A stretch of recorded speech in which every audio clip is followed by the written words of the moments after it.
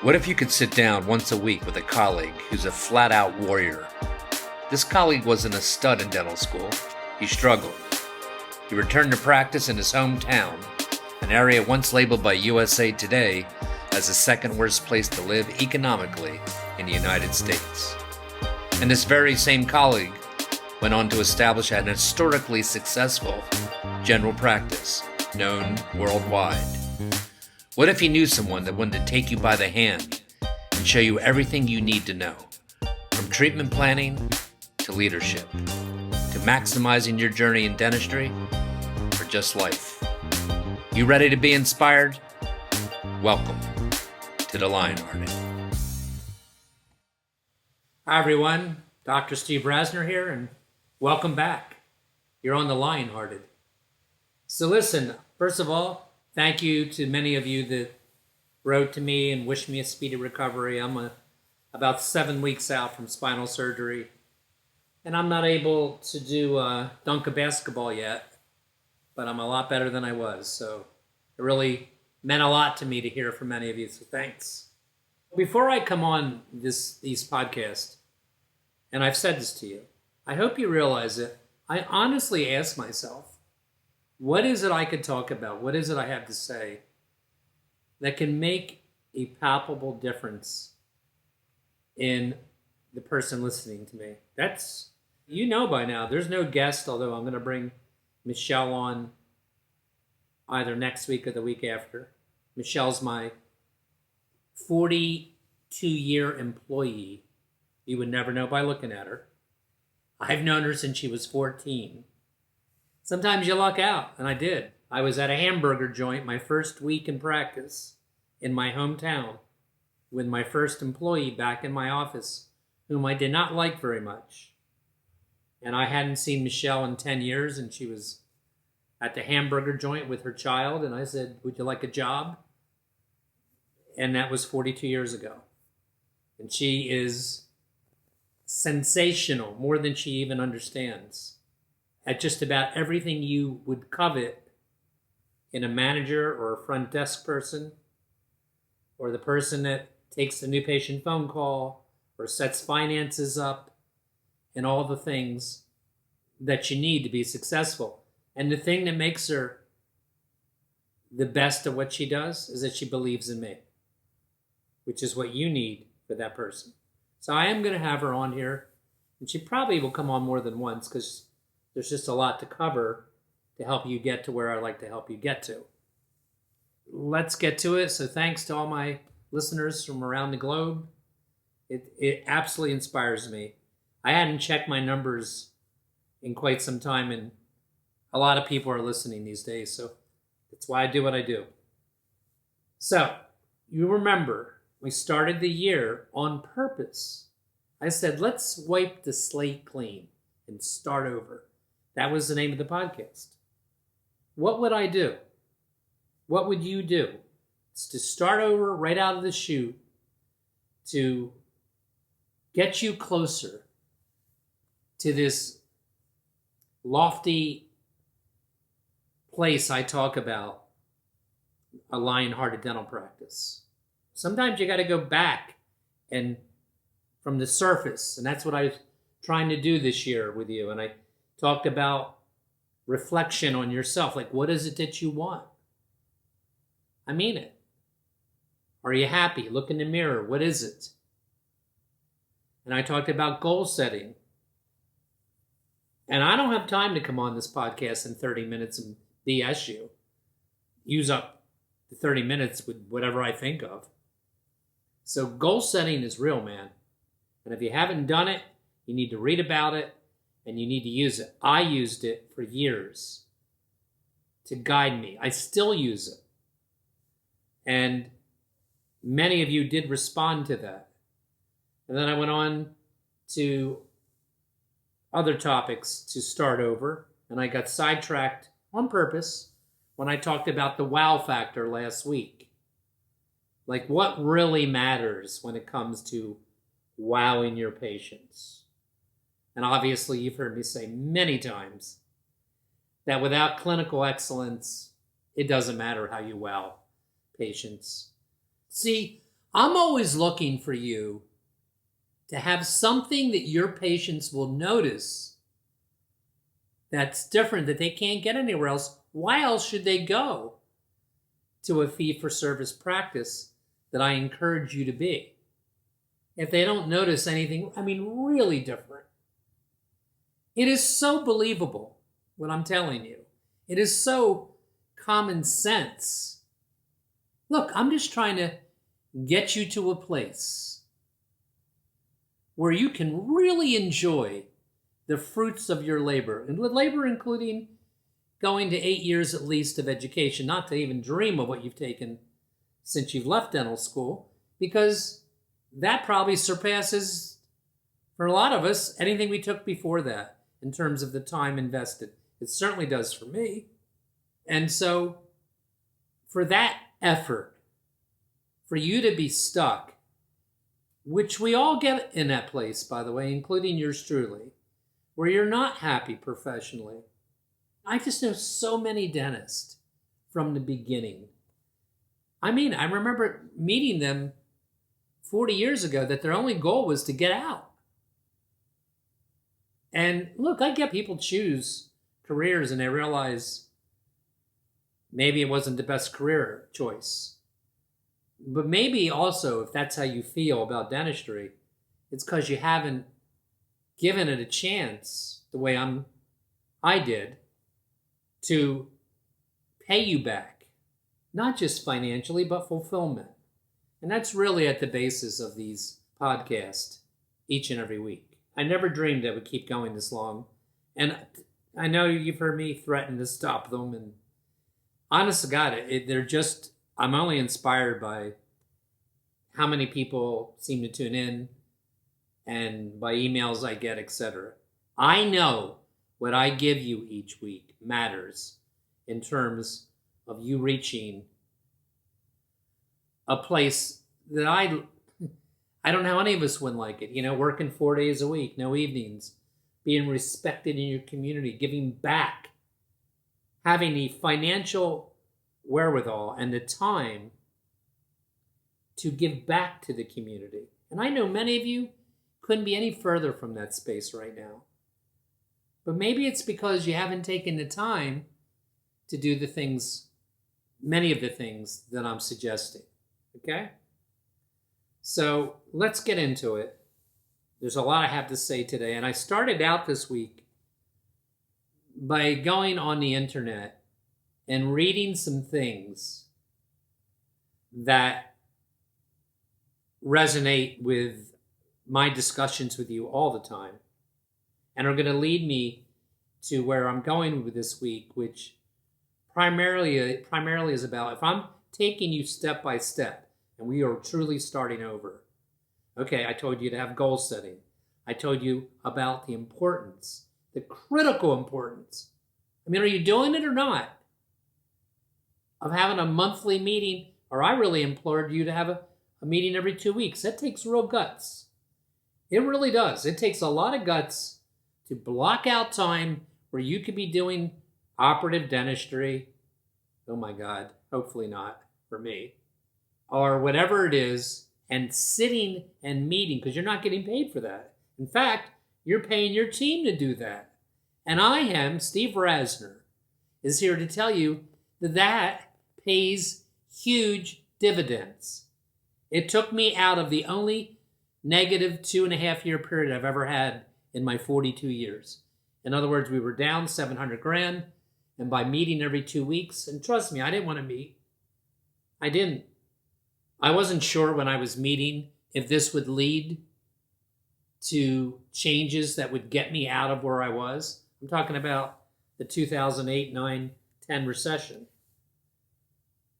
And I had beat every recession prior. I thought I was recession proof, quite honestly, because we had from 1980 to 2008 and 9, we had already had 3 recessions in the United States that didn't affect me at all. I remember hearing from my dental labs, "Wow, man, how you doing it? Everybody else every one of our other doctors is so down. How are you doing it?" And that recession was so bad. And I know here in the United States and other parts of the world, they are talking about a recession. It won't be that bad as the one we had. It will not be. And I believe you can be recession proof to a large degree. So, yeah, meeting every 2 weeks. But then today I want to discuss, well, what should be, in my opinion, your early topics. By the way, real quick, the reason it's every 2 weeks is there's a great inherent danger when you meet once a month, because it sounds good, our monthly meeting. There's even titles for it. I had a title, the monthly meeting. And what happens often is it's not frequent enough to implement change. So you meet in January, then when you meet in February, everybody got sidetracked over the 4 weeks. When when everybody knows that you're re-meeting in 2 weeks, like a term papers do, there really is no time for procrastination. And really, it's a different subject, but your style, Doc, of leadership comes very much into play when you're having those meetings. If everything's okay, no matter what doesn't get done, oh, it's okay, we'll get to it next time. Oh, that's okay. At some time, you have to be the boss. You have to be the leader if you want change. And let me tell you something. It's a beautiful thing to experience. Probably no less than somebody that's learning how to play a musical instrument. I mean it. Or a new sport, golf, tennis. When you start to see the actions of your practice of that sport or instrument start to parlay into music or a good game. And when you're in a practice like we are, and you're meeting in those meetings and you're not getting paid for that, and you're paying your team for it, and go back to that podcast if you don't know what I'm talking about. Because I told you when to meet. I told you you have to pay your staff. It's an investment. Hell, lots of you pay $50,000, $100,000 to some person like me to fix it all for you. Consultants. Who do you think could be the best consultant that knows most about your practice other than you? Who has no agenda except who has the strongest agenda more than you do to fix your practice? I'm not anti-consultants. I'm anti you not trying first. I mean it. I just heard too many damn stories of disappointment. And it all comes back to common sense. So I went online on purpose. And I'm going to read a couple things that are going to relate to what I'm going to try to get you to address early on. My practice collects, this is online, this is Facebook, I think, close to $1 million a year. This isn't me talking, I'm reading this from another doctor. My practice collects close to $1 million a year. I know, great job, but I'm burned out, annoyed by managing the non-dental stuff, not making enough profit, and all the insurance issues are frustrating. The next post, not from this doctor, from someone else, is, I don't know, announcing the fact, with photographs, by the way, that they can do a 1-hour molar endo build up in a crown. I'm going to say something that some of you are not going to like. Who gives a, you know what? Oh, you're doing 1-hour molar root canal, and a build up, and a crown in 1 hour. I don't even need to know anything else. You know what I need to know? That whoever posted that needs to produce a lot of money. Because why else would you do that? Why else would you even enjoy that? That just shouts to me so many bad things in general. I told you to go the other way, to take more time. I wouldn't even want to do that if I could do that. So if you're focused on 30-second preparations There used to be a course in Texas. I don't want to exaggerate. It was called the 90-second prep. My preps, I haven't timed them, but they're not 90 seconds. They're not even, I don't even know what they are because I wouldn't even think like that. I mean, we core build up every single tooth I do for an ideal preparation. I take rubber points and polish my margins. And I'm sure most of my dentistry is not as good as many of you. But it isn't because of a lack of effort or a lack of planning. There's always somebody out there. That's fine. I don't care. I'm simply saying to you, going fast can only be a reflection that you need to go fast. And everything that I bring up on this podcast about sedating your patients, oral sedation, flies in the face of that. It counters that. And I'm going to read you one more, and then I'm going to get to what I want to talk about. This was one that was all over Facebook this week. And it's interesting, by the way. And if you want, I'll send it to you. This is a letter from a doctor. If you're wondering why your dentist is no longer accepting your insurance, I'll give you a little peek behind the curtain.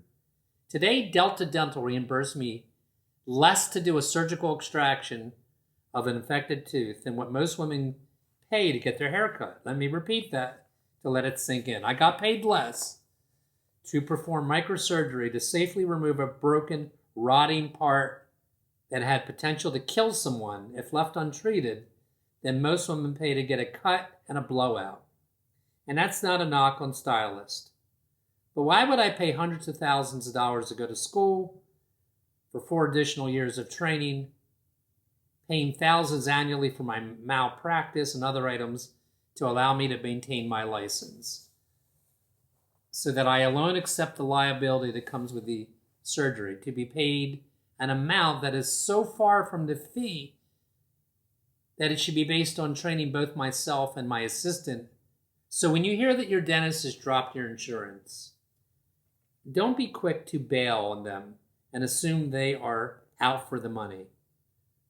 Please know it's not on us. It is the insurance company that does not value the skill to keep you safe and comfortable while you're in our care. We can no longer stay in this toxic relationship, etc. So there's another person that's just spilling her heart on how hard it is when you do participate in insurance. And I get it. That's why I'm telling you each week to be a fee-for-service practice, and there's many podcasts I've done on that. So, let me talk to you about what I said. I told you that you have to have these meetings. So I'm going to give you some ideas that if I was starting over, I'm going to give you 3, and how I would address them. And they actually relate to more than just 3 items. So, how about this one? What can we do to reduce broken appointments? Well, that would be one that would not take up a whole 90 minutes of my meeting, but it would need to be addressed. And you might be pleasantly surprised when you're sitting with your team how engaged some of them get, because you haven't been in that environment very often. And so, how could you? What could you do to reduce broken appointments? Well, let me tell you, number 1 is you'd have to look carefully and meet with the people that are confirming your appointments. You know, in 6 years of giving my live surgical courses, I've had one person ever, and we have 30 patients per weekend, break an appointment. 1 in 7 years. And we give 4 courses a year. And I can't do the math that quick, but that's not many breaks. And that person was Michelle, who's in charge of confirming that appointment. I'm here to tell you that many of you listening today don't have the right person confirming the appointments. That person does not understand the morale drain, the disruption, and the negative domino effect of broken appointments for you, particularly if it's the opening broken appointment. And again, in my protocol book that I wrote 20 years ago, there's one protocol that says the opening hygiene appointment protocol. And it states that you can never have somebody there, or really in your doctor's schedule either, that has ever broken an appointment. Now, if you're just starting practice and you're opening up, that's really hard to figure out because you don't know the patients well enough. But for most of us, we do. And it really, really takes, man, look, I tell you all the time, this isn't easy. It gets easier because it's the way you do things all the time. When you have meetings every 2 weeks, the first month you do it, it's going to seem laborious and arduous and, oh my God, is this worth it? But once it becomes a thing and you've done it for 3 or 4 months, it's a thing. The same with confirmations and meeting. I am in this 42 years. And I was out in December and part of January because of my spinal surgery. But the first meeting I had, I swear to you this is true, when I got back was with my front 2 desk people. And I'm going to tell you what I said. And I love them. I've had both of them about, I don't remember, 7 years or less. Front desk, check out, confirm hygiene, and things like that. Michelle, who you heard me allude to, does my personal schedule, which almost never has breaks. But I had a meeting with these two, and I said, listen, you know I love the both of you. I do. I love your humor to one of them. I love the way you feed off each other. I'm totally confident of the vibes that are going on. I like the way you collect money. I did. I said all this. I'll tell you what I don't like. I don't like the number of breaks in my associate schedule and in hygiene especially. And even though that may seem like a small thing to you, it's not to me. And I don't think you know. I know I come up here multiple times a day. This is my talk to them. And there's times when you are doing nothing related to the practice.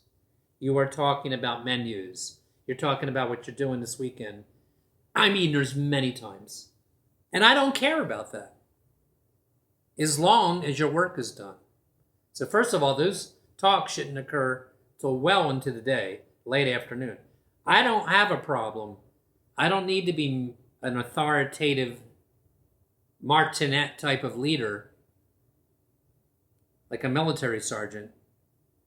If your work is done, and I mean you know it's done, and I know it's not done the next day when you tell me I need help, my hygiene fell apart, and I'm not unreasonable. I know that people break hygiene appointments, but sometimes it's because they're not confirmed properly. So I'm telling you, I'm talking to my Lionhearted audience right now, you need to start with that talk. And then when they confirm, if you're relying totally on automated solution reach or some other program, you can't rely on everybody for that. And if you have somebody that's weak, they need to be double confirmed.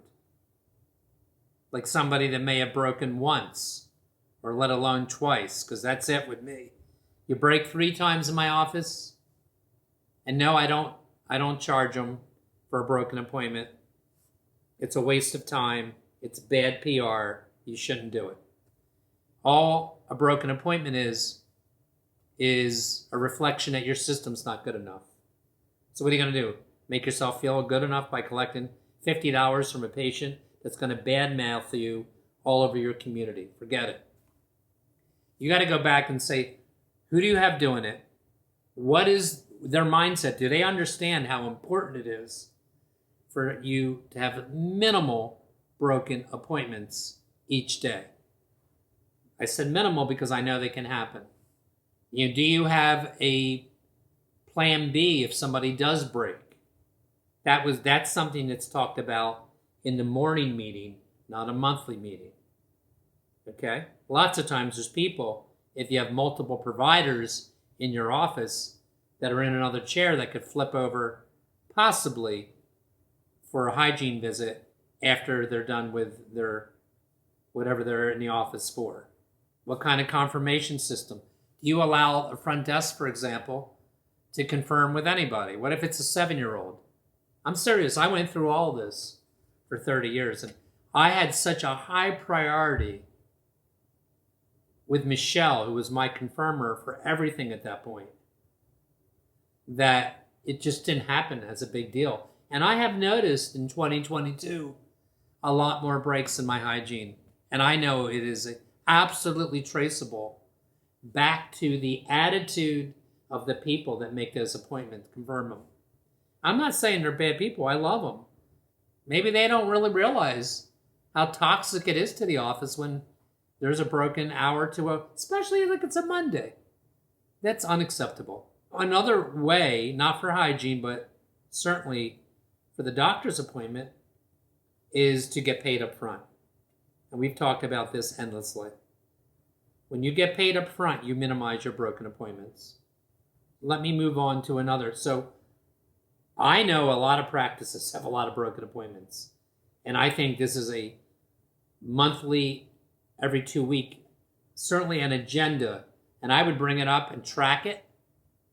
Think good things happen when you have earnest effort to make them happen. I guarantee you that if you bring this subject up and you address the people doing it, and then you track it, that we used to track broken appointments every day. How else will you know? And it became a non-issue in my practice until just recently. What about cash flow? There's a lot of dentists out there that is a very bad problem to have, and they have that problem. I have lived that problem personally for years. I did.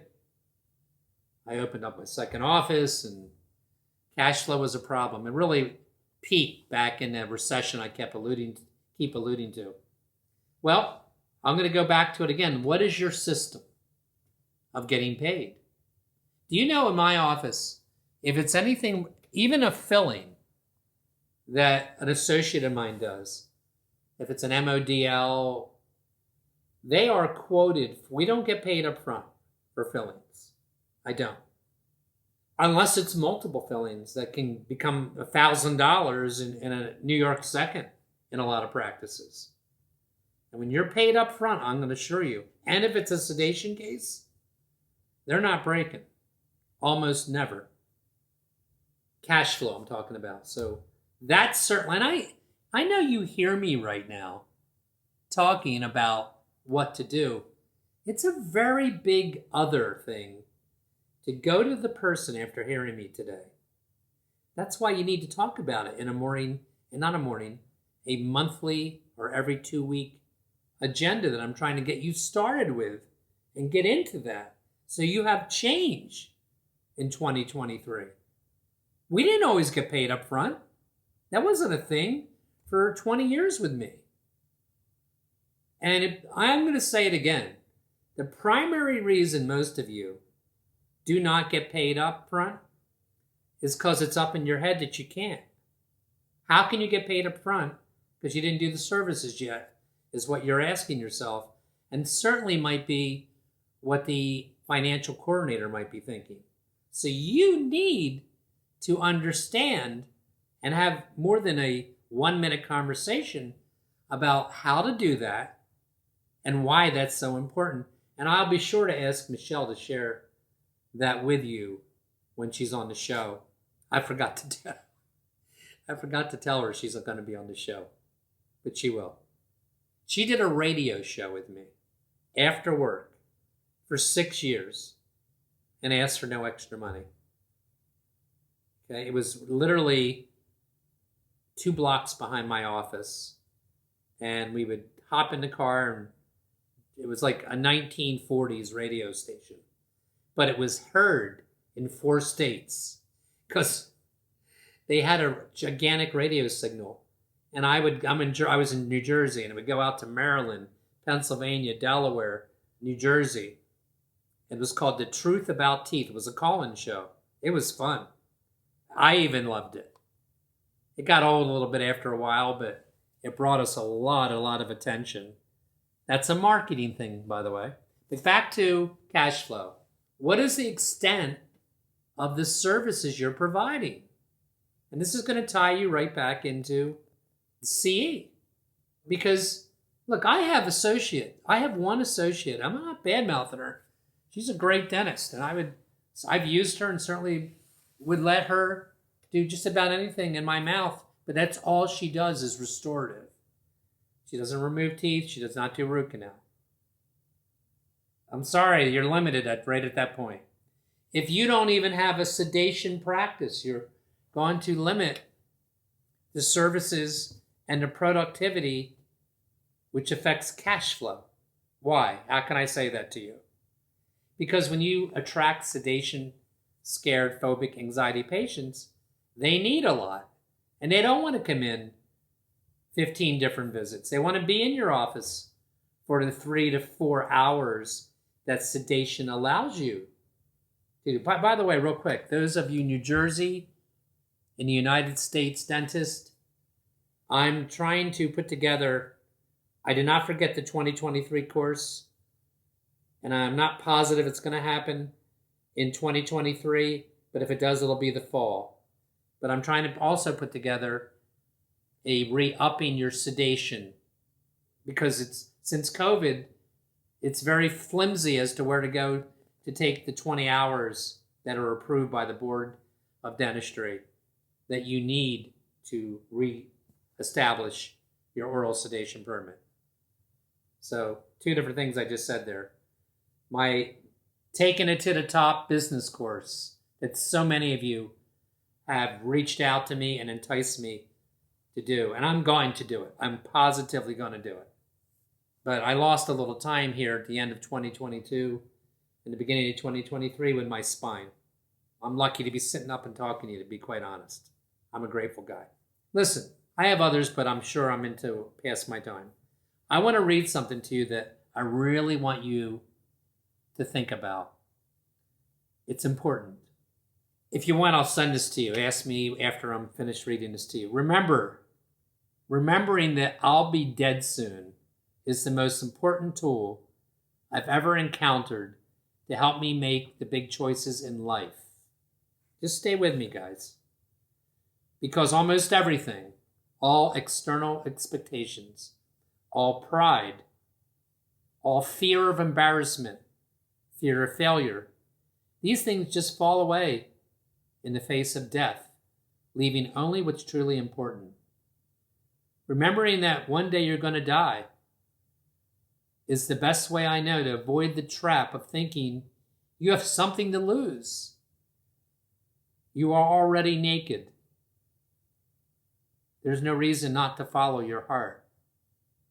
That was written by Steve Jobs of Apple when he knew his time was limited. And it is so true. It is haunting to me. And I say that to you with so many things that we talk about. Some of you are so trapped by fear of failure, fear of embarrassment, if you abandon insurance. What about all those people locally in your community, maybe that work at the hospital or the teachers, that take the insurance that you're going to drop? That causes true fear. And listening to what I just read you may be helpful in giving you the courage to do some of these things. Having meetings, taking CE, pushing you in a direction. I think status quo is the worst thing you could do. Anyway, I hope you felt this week. It was from my heart. We'll continue the journey of starting over next week on the Lionhearted. See you then.